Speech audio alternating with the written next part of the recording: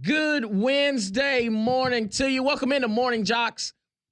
JOX 94.5, Damian Mitchell alongside Conrad Van Order. And of course, you are wonderful listeners as well. You can hop on with us, 205-834-9450. Your text message, your calls are always welcome. And the college football playoff rankings, the updated version. Week 2, I guess you would say, of the college football playoff rankings. And it's here's where we're starting to get some it's kind of confusing. I will say this because the rankings don't reflect the seedings, because in the seedings, again, it's the top 4 highest ranked conference champions, but then the rankings, I guess you would say, are your typical just rankings. So I saw a lot of, a lot of uproar about certain teams and where they're placed and how's Miami still considered, the top team in the ACC when you look at their standings in the conference. SMU right now is the number 1 team in the ACC. But when we look at just how the bracket has kind of changed and how the committee has gone about this stuff, it's kind of confusing. And I don't necessarily think we're going to get any sort of consistency or explanation on how teams are the way they are. But when you kind of look at some of the potential matchups that you may see as far as the seedings go, it's actually pretty interesting. But when we look at the rankings right now, it goes like this. Your top 12 teams in the college football playoff rankings. Number 1, Oregon. Number 2, Ohio State. Number 3, Texas. 4, Penn State. 5, Indiana. 6, BYU. 7, Tennessee. 8, Notre Dame. 9, Miami. 10, Alabama. 11, Ole Miss. And number 12, Georgia. Boise State comes in at number 13. SMU 14. And Texas A&M at 15. Now, when we get to the seedings, that's where you start to see some changes. Because, again, it's the top 4 conference champions. And then you also include the group of 5, the highest ranked group of 5 champion. So if you're looking at, quote unquote, the seedings, this is what it looks like. Number 1, Oregon. Number 2, Texas. Number 3, BYU. And number 4, Miami. So those would be your first round bye teams. And this is what the first round bracket looks like. Number 5, Ohio State. Number 12, Boise. That would be your first round matchup. The 8-9 matchup would be Tennessee at 8, Notre Dame at 9. 6-11 goes 6, Penn State. 11, Ole Miss. 7-10 matchup is Indiana at 7, Alabama at 10. And again, I know it's kind of like, where's Georgia? Georgia and SMU right now will be the first 2 out in the 12-team college football playoff bracket projections. So Georgia is the 12th ranked team, but by seedings, they're not in the college football playoff.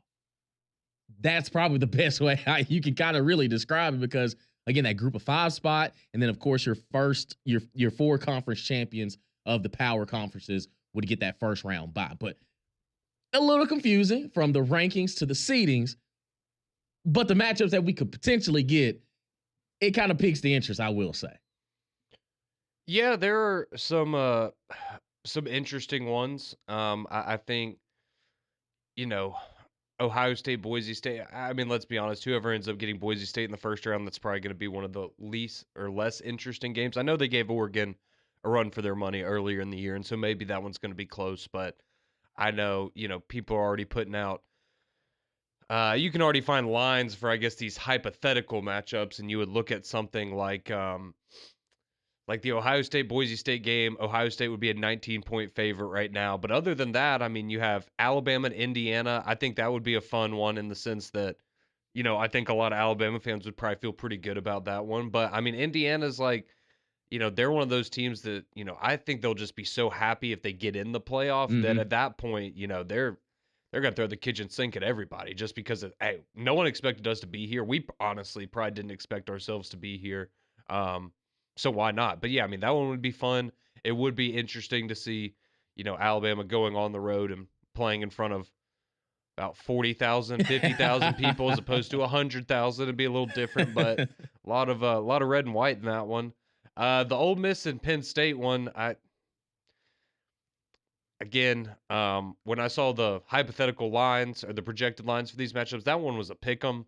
I'm sorry, I don't know how you can have watched these two teams, at least right now where they are, and think that I get it, you'd have to go on the road if you're Ole Miss, but I mean, if you score 20 points, you're going to win the football game probably. So that, I guess that is what it is. But I mean, I think overall, I think we're going to have some very good matchups. I think you look at, in this example, for instance, right? If you're Ole Miss, you'd probably be licking your chops right here, right? Because you got Penn State, and then you would end up playing BYU in the next round. And again, I'm not saying those aren't good teams. I'm not saying that you just roll the ball out there, and you win if you're Ole Miss, but feel like you'd have a pretty favorable path, at least for the first 2 weeks or first two rounds of the playoffs there. So, um, I thought the matchups were solid. I wasn't totally shocked by a lot of the rankings. I thought Miami would be a little lower. Hmm. I'll be honest with you. I was a little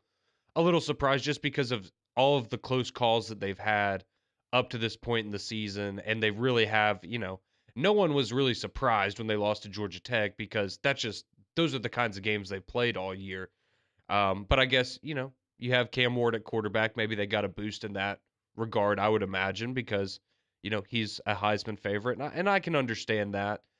One thing I don't understand, though, is why is Penn State ahead of Indiana Right. when Indiana's undefeated? And I mean, you look at their resumes, and I mean, honestly, the thing that Penn State has right now that Indiana doesn't is a loss to Ohio State. And that's why some of their metrics are better because they've played a tougher schedule so far because they've played Ohio State and they lost to them. So I'm like, okay, so if Indiana loses to Ohio State coming up, are they going to bump them up then? Because, well, now, their strength of schedule is better looking because Yep. they had to play Ohio State. Even though they lost, it's like, so stuff like that just doesn't make sense. Like, you have an undefeated team and a one-loss team from the same conference. I mean, Penn State's best win is probably what they did to Washington this past weekend. Indiana's, you beat Nebraska by 49 points. I mean, I get you're kind of splitting hairs there, but give me Indiana, the team that's beaten everybody except Michigan by double digits, Hmm. and they still have a pretty good shot. I think they have a better shot of beating Ohio State than Penn State did going into that game. And we'll see what happens here soon with those two. But it's just stuff like that where I think a lot of people are kind of scratching their heads, and it's the same thing with a BYU who was number 9 last week, and now they're number 6, and I think we all get it, right? They're a Big 12, undefeated team right now. That's impressive. But for them to make that move after what happened against Utah, where you were essentially one penalty away from losing that football game, it just looks weird to I would say the fans that maybe aren't as locked into what's going on, because you just look at the results and you go, man, so BYU's getting bumped up 3 points when they just barely beat a bad Utah team, Yep. and Alabama goes up 1 when they just beat LSU on the road by 30 points in Death Valley at night. It's like those kinds of things where you're just like, ah, okay. But I will say this. They did also set an important precedent, I think, that potentially will upset some people, but it will also make some other fan bases happy.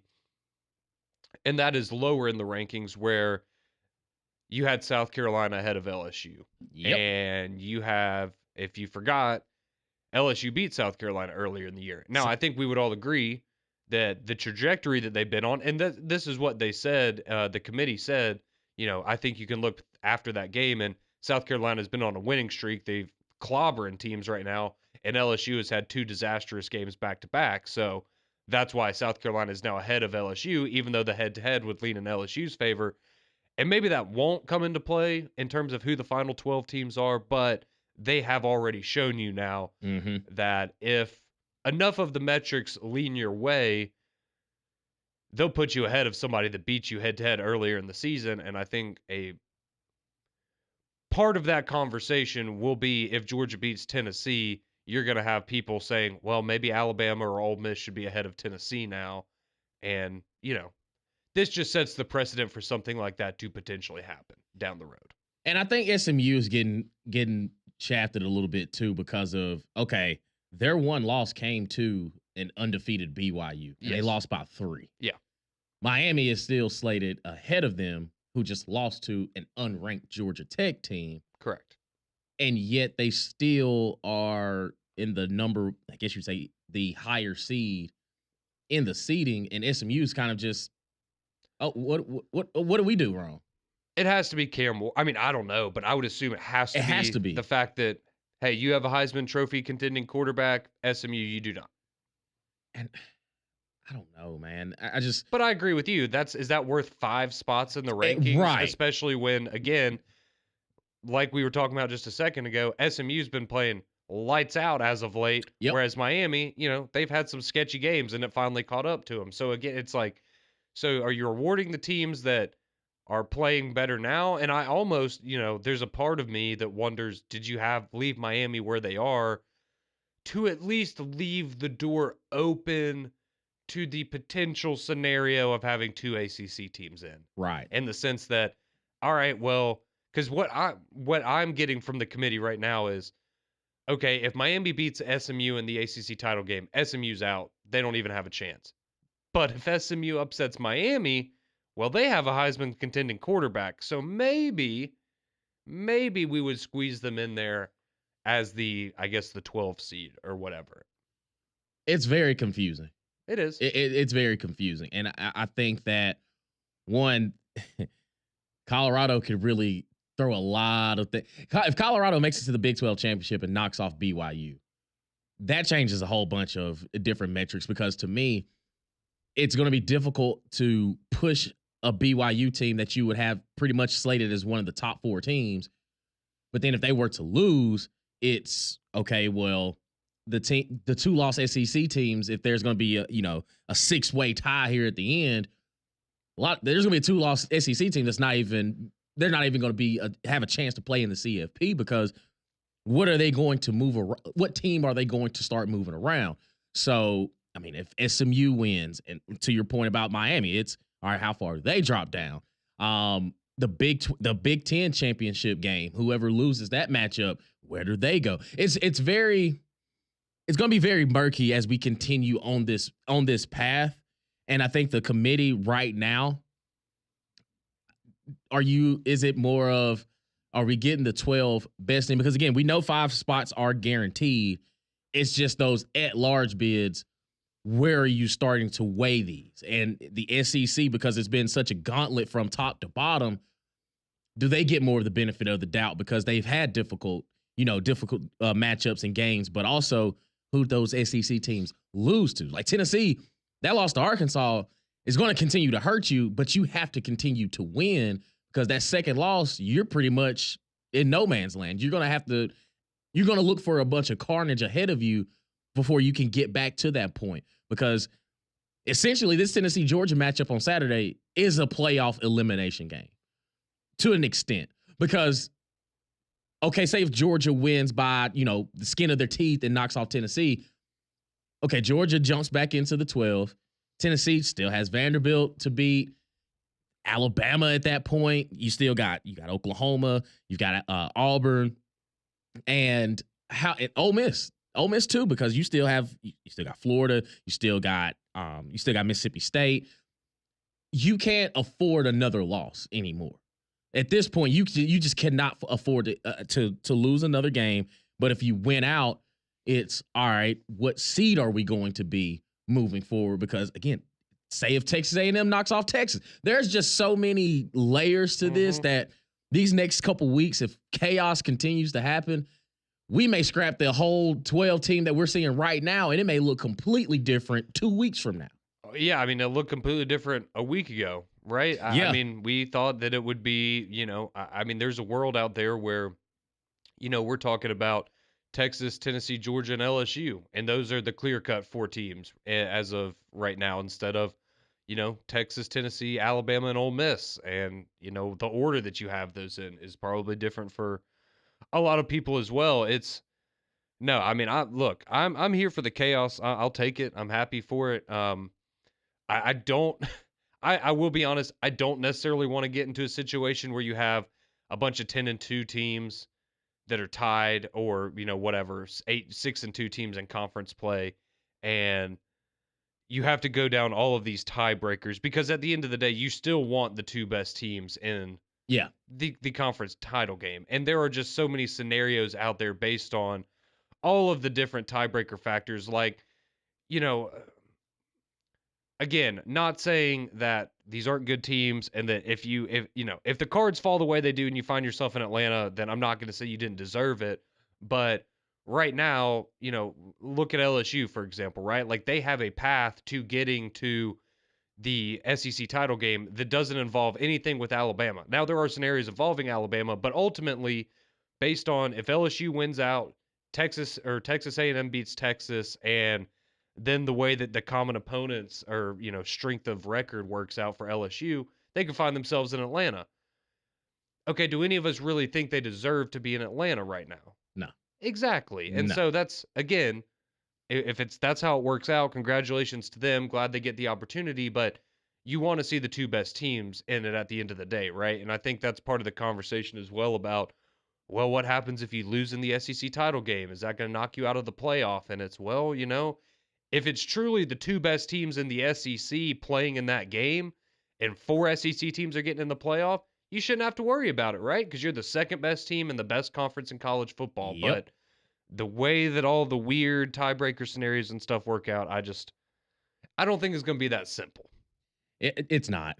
It's not. And like this month of November is about to it's about to be fun. I will say, though, it is kind of funny when we go and talk through all these scenarios, but ultimately all that needs to happen is, if Tennessee just wins out, then none of this matters, because they'll just Exactly. play Texas or Texas A&M, and we will have all gotten worked up over nothing. But got to go to Athens on Saturday first. Yeah. Should be interesting. Let's get some reactions from you, our listeners. 205-834-9450. Your text messages, your calls, as we continue to cipher what is going on with the college football playoff rankings and the seedings as well. Want to know what you think about it. Did the committee get it right this week? I mean, again, it's been such a change from week to week, and then buckle up for a month of November that could really, really change the landscape of college football. We want to hear from you. 205-834-9450. Keep it locked right here on Morning JOX and JOX 94.5.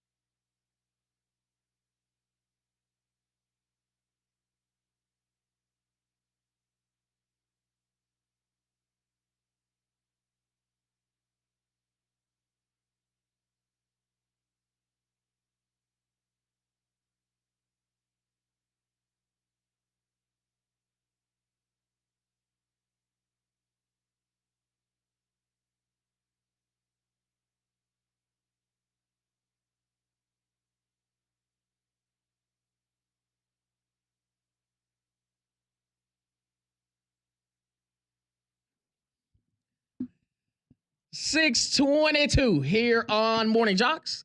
JOX 94.5. Damian Mitchell alongside Conrad Van Order. And of course, you are wonderful listeners.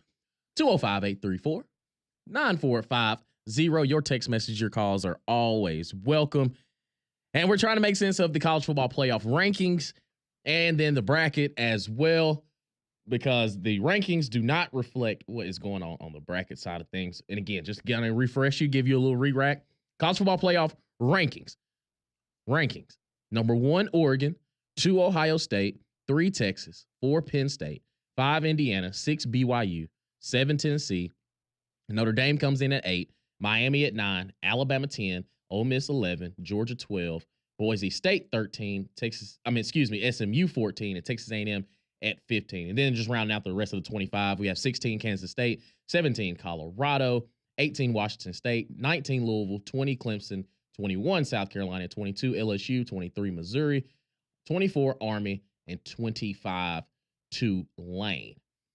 And now, the college football seedings, if you were looking at the bracket, this is what it looks like. Number 1, Oregon. They get the first round bye. Number 2, Texas. Again, first round bye. 3, BYU, 4, Miami. Those would be your 4 teams that would have the first round bye as the quote-unquote conference champions. Power 4 conference champions, I guess you would say. And then the group of 5 champion, the highest ranked group of 5 champion is Boise State, who would come in as the 12 seed, and they would match up with number 5, Ohio State. The 8-9 matchup between Tennessee and Notre Dame. Tennessee comes in at 8, Notre Dame at 9. 6-11 is Penn State, Ole Miss, and 7-10 matchup is 7 Indiana and number 10 Alabama. So again, those are the seedings that it would look like in the 12-team playoff, but it's not necessarily the 12-team college football rankings. Because again, you have to put the group of 5 champion and also conference champions get a first round bye. But it's a little confusing. But there's going to be some chaos and some carnage that happens in the month of November. And one team I now, since I'm looking at it again, thinking about it, team that we didn't really discuss early on, Notre Dame. Like they are kind of sitting in that, as long as we went out, we're good. We got one of these spots. See what happens. You got to beat Army. Right. But yeah, this must be nice. This is the world they live in as an independent, right? Must be nice. Don't have to worry about, in the 4-team playoff world, not having a conference title game to win hurt you. Now it does not. Granted, you're never going to get a first round bye, but heck, based on the way that some of the scheduling works and based on how highly ranked some of these teams are that have 0 top 25 wins right now. Oh boy. I'm just saying, if you're Notre Dame, is there something you need to say? Schedule nobody. Is there a team that you want to address, Conrad? I am not blaming them. I want to have a conversation about Texas. Okay. And the reason for that is I agree with a lot of, if you watched the show last night when they were doing the rankings, Greg touched on this at one point, and I don't have a problem with Texas being highly ranked. I think if you watch them play, if you watch them play on Saturday against Florida, they have a lot of dudes on their roster. Mm-hmm. They do. They have a stacked roster. They have a ton of talent. But my problem with that, or my problem with Texas right now, is you've really had one game this year where you had an opportunity to make a statement that we are one of the best teams in the SEC. We are legit. We belong here at the top. And you got embarrassed in that one opportunity. Now, granted, maybe we should blame the SEC because they gave them such an easy schedule for their first season in the conference. But it's similar to the Penn State thing for me as well. Now, I'll give you the benefit of the doubt for like an undefeated Indiana because you've beaten everybody that's been on your schedule. Okay. Right. Now, granted, do I wish you had played, some stiffer competition? Yes. There's obviously a reason that they're ranked significantly higher than Alabama, but Alabama's almost a touchdown favorite on the road, right? That's just how it works. But with Texas, what have we seen from Texas that makes us confident they're the third best team in the country? That's my only thing. And I get the way that they only have one loss.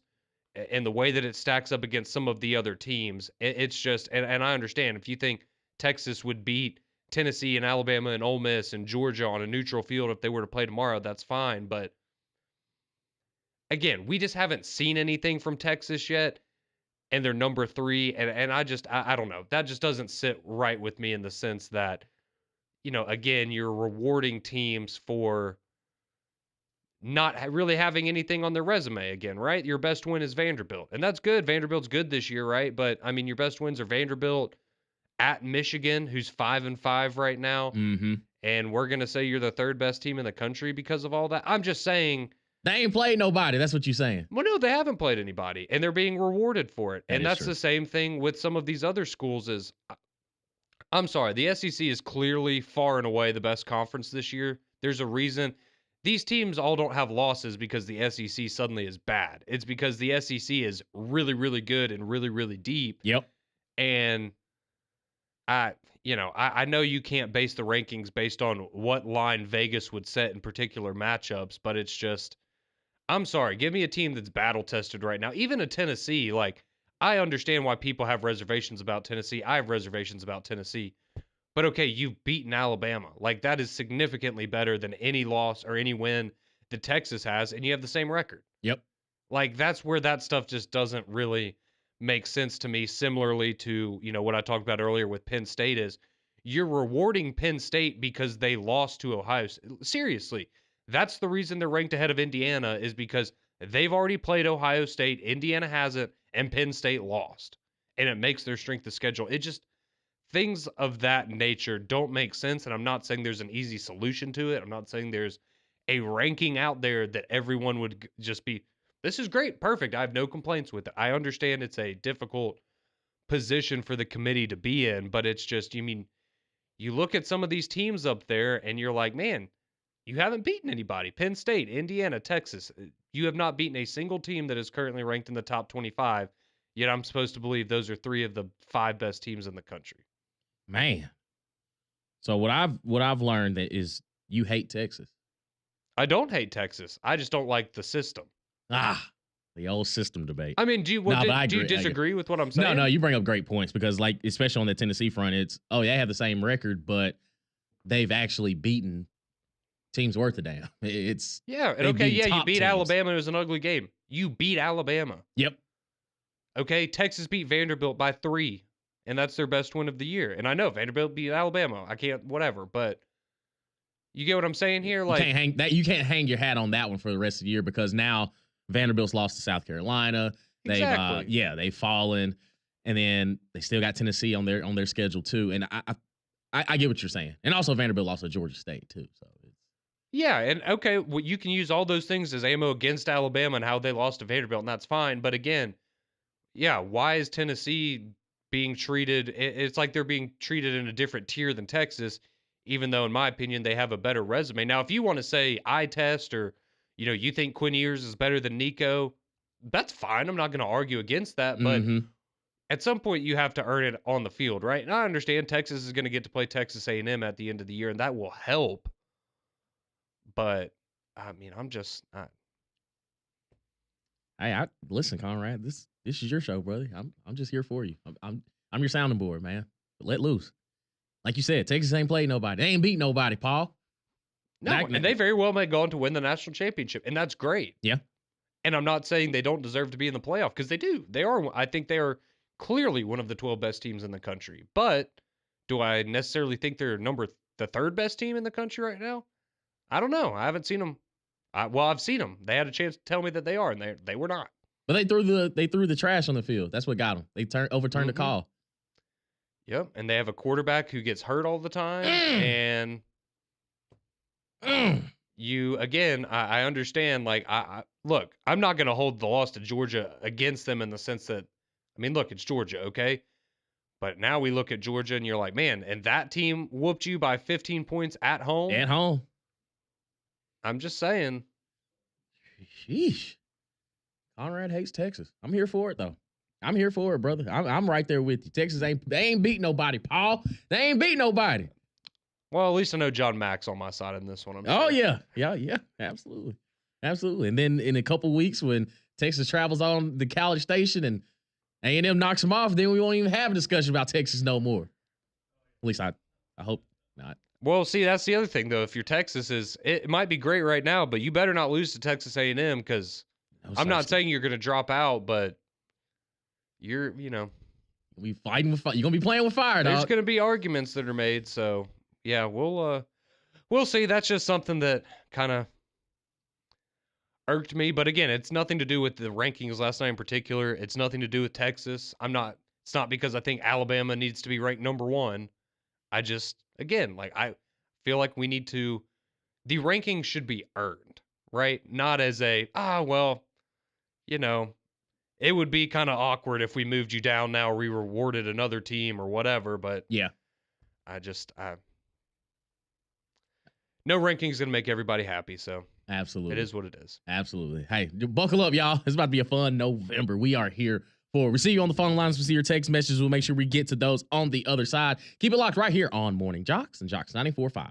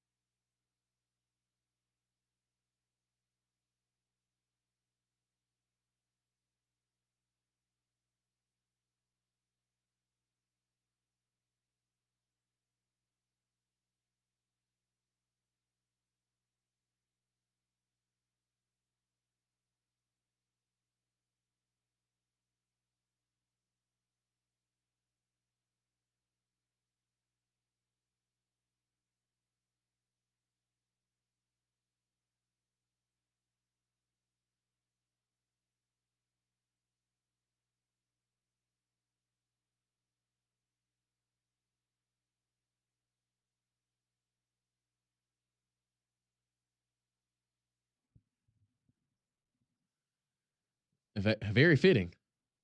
Very fitting. But you hate Texas, though.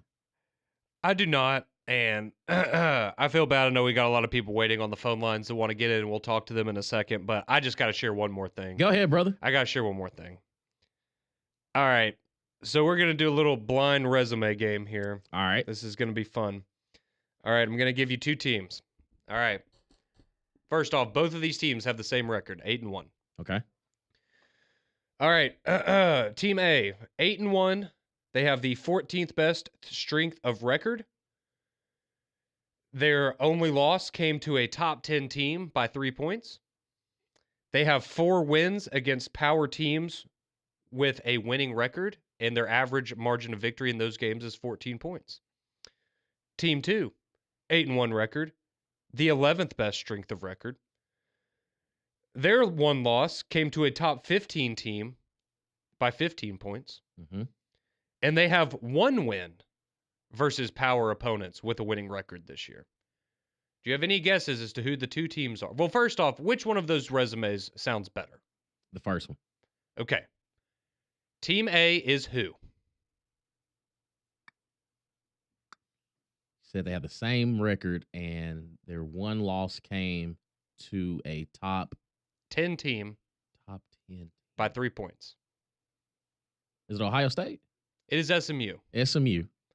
The second team that I described for you, at which point, Damon, you said the first team, which was SMU, had the better resume. Right.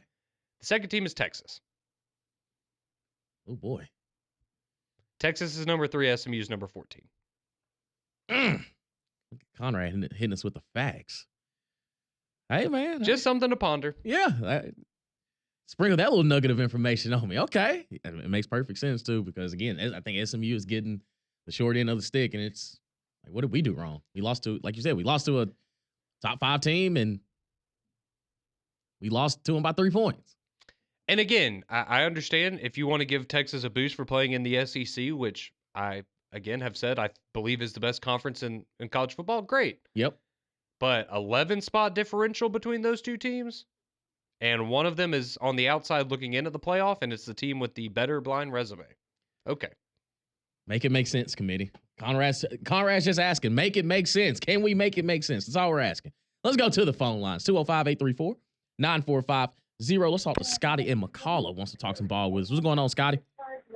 What's going on, man? Y'all do a great job. And I just think the playoffs, right now, it's all gonna change.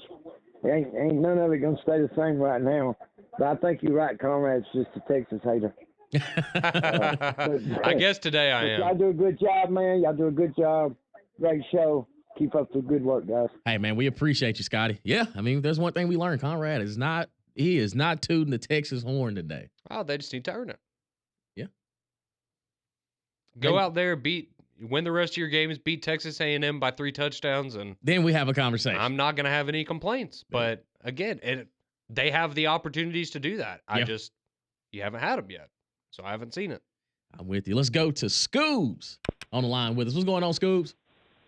What's going on, guys? How you doing this morning? Man, ain't no complaining on this Wednesday, brother. Man, I hear you. It's the middle of the week, and we're getting a little bit closer to the end. I got a couple of things to talk about, but first off, I got to agree with Conrad. I'm not a Texas hater, but when you come to credentials, the credentials don't match the team. Do they pass the eye test? Absolutely. Do they have solid dudes? 100%. Are they in the best conference? Sure. But credential-wise, it's just not there. But couple things to get into. I got a lot to cover, so I'm going to try to make it quick. Really quick, first point, not that I think it'll happen, but if Notre Dame drops Army, what does that do to Notre Dame?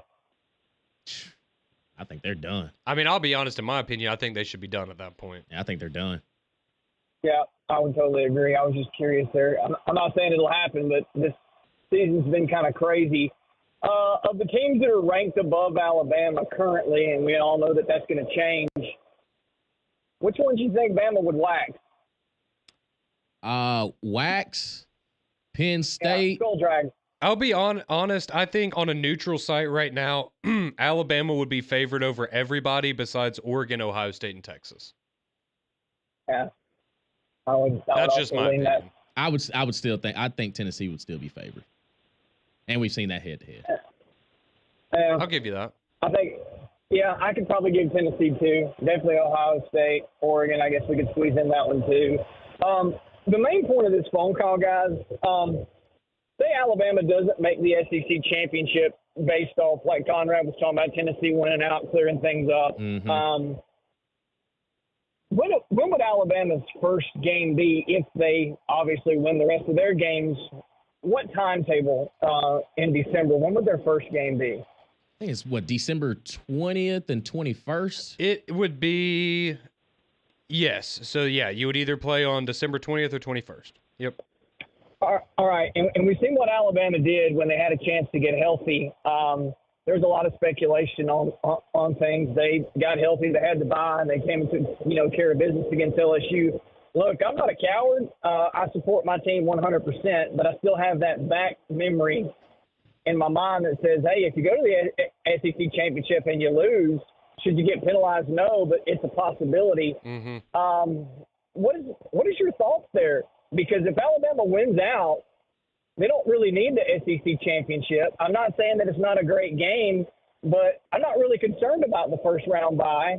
That's Alabama getting a few more weeks to get healthy because, honestly, I believe if they're at full strength and they have to play in that first series of games, I'm not really worried, and I'm just curious on where you guys stand on all that. I hope you guys have a great morning, and thank you for taking my time and listening to me for a minute.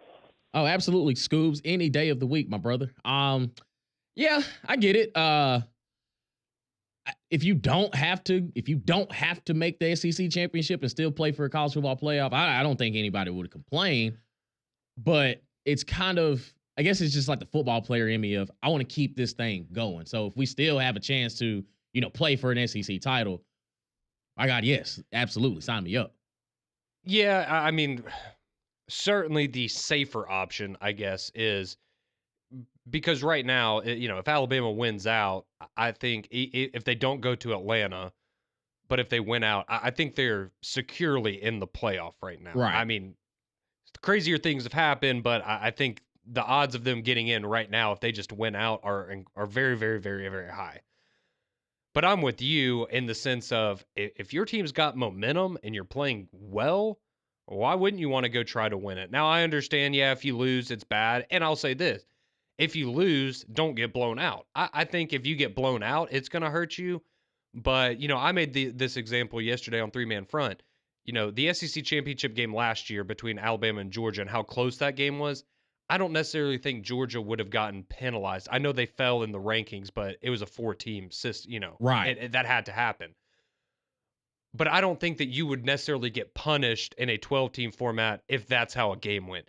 Now, if you go to 2 years ago when LSU went and played Georgia and it got sideways, I think that could ultimately, if you get blown out, that could hurt your ability to make the playoff. But I mean, I get it. The safe option, don't play in the SEC title game. But I look at it as, man, if I'm a player and we're hot, I play whoever. I do not care. I just want to keep playing and keep building momentum. And I think that's the attitude that the team would have. Mm-hmm. But yes, I mean, technically the safer option is to sit at home and get rested. And as Scoobs, I think he was kind of alluding to this, is we've now seen when Alabama's rested and they have time to prepare for an opponent, whop, whop, whop, whop. They look pretty good. So we'll see. We shall. Larry, Dave, we see y'all on hold. We'll make sure we get to you on the other side. Keep it locked right here on Morning JOX and JOX 94.5.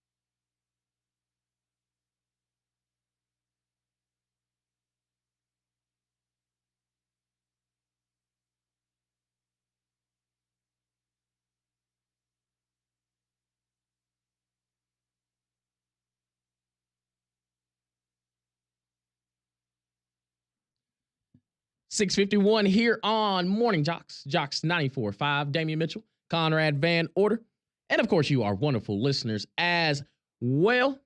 We always appreciate your text messages, your calls, as we are here with you for a few more moments as we get you set for McElroy and Kublik in the morning. Those guys are going to have a lot to break down from the college football playoff ranking show. As of course, GMAC was there. He got to see it in person, live reaction. Want to hear what GMAC and Cole have to say about it. Keep it locked right here at 7 a.m. for McElroy and Kublik in the morning. Let's continue on the phone lines with our buddy Larry, who's on the road, wants to talk some ball with us. What's going on this morning, Larry? Hey, guys. Love the show always. Tell Miss Drickeray we appreciate her information every morning because I'm an OTR specialist. I'm over the road every day. But I wanted to ask you guys this one question. In reference to the new system and everything with the format that's set up now, I think the key component, key factor, it's not how you start, it's how you finish. Mm-hmm. And the point I'm making is simply this. You know, A&M had the big game in the first game of the year with Notre Dame. They barely lost to them. Notre Dame's ranked in the top 10. And hypothetically, you know, we don't know the answer yet, but if they beat Texas, you know, and they're ranked, you know, you just don't know. But then on the other side of the coin, so to speak, you look at Tennessee. Tennessee beat Alabama, but they've got to go to Athens, and if they lose that game, you know, everybody knows the answer. But if they win that game, they're home free all the way as far as they want to go. But I just really believe that it doesn't matter if it's the NFL, the NBA, whatever. It's not how you start; it's how you finish, and that's the key to all of it when you really break it down. But guys, love the show. Thanks a lot, guys. Hey, we appreciate you, Larry, as always, brother. Let's try to squeeze in Dave right here before we wrap up. What's going on, Dave?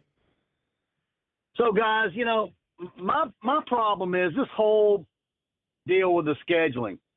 Georgia's played 5 teams at one point in time, the top 10. 2 were number 1 in the country.